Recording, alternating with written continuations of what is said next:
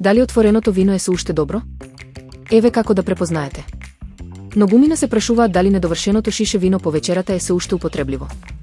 Иако консумирањето на вакво вино не е опасно по здравието, неговиот вкус и арома значително се менуваат штом ќе дојде во контакт со воздухот. Зошто виното го менува вкусот? Главниот непријател на отвореното вино е кислородот. Кога шишето е отворено, започнуваат хемиски реакции поттикнати од светлина, топлина и микроорганизми.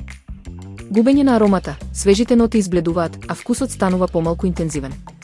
Оцет на киселина. Во екстремни случаи, бактериите го претвораат алкохолот во оцет, што му дава на виното непријатен и кисел вкус.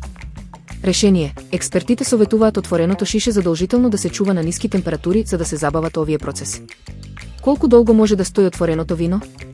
Рокот на траење по отворањето зависи исклучиво од видот на виното. Пенливи вина. Најдобро е да се испијат во рок од 1 до 2 дена бидејќи многу брзо ги губат меурчињата. Лесни бели и розе вина, под услов да се во фрижидер, можат да останат свежи 4 до 5 дена. Пополни бели и црвени вина, тие ги задржуваат своите својства помеѓу 3 и 5 дена на ладно и темно место. Зајакнати вина, како порто, поради повисокиот процент на алкохол и шеќер, овие вина можат да бидат добри и до 3 недели по отворањето.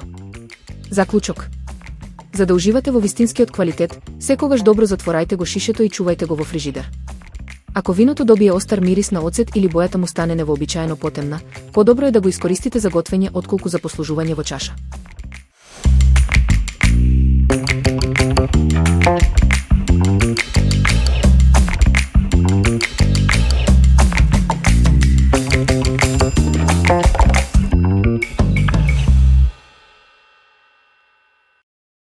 Топено сирење, брз и вкусен потпечен оброк.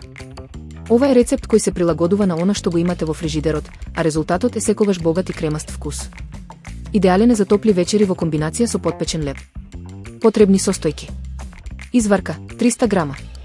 Фета сирење 300 грама. Кашкавал рендан 300 грама. Кисела павлака 1 чаша. Кетчап околу 100 мл. Зачини по желба, сушен макдонос, нане или мешан зачин. Начин на подготовка. Подлога. Малечките земјени тави прво богато премачкајте ги со кетчап на дното. Соединување на смесата. Во садовите додајте ја изварката и издробеното фета сирење.